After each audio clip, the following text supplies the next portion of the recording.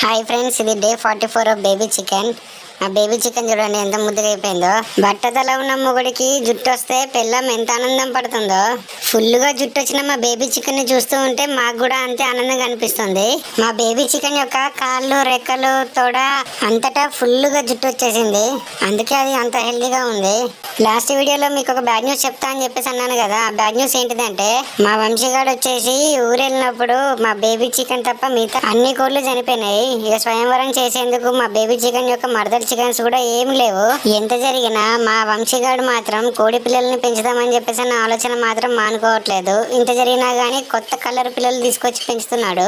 మా baby chicken యొక్క మరదల ఫ్యామిలీ కనుక చనిపోకుండా ఉండేది ఉంటుంది కనుక ఈ కలర్ కోడి పిల్లలు మాత్రం ఇంకా తీసుకొచ్చే వాళ్ళు కాదు, దాన్ని గుర్తుగానే తీసుకొచ్చారు. ఈ కలర్ కోడి పిల్లలకి ఆకలి ఎక్కువ అనుకుంటా, అందుకే చూడండి మల్లెపూలు కూడా తిందామని చెప్పి ట్రై చేస్తుంది. ఈ వీడియోకి అయితే ఇంతే friends. Please like, share and subscribe.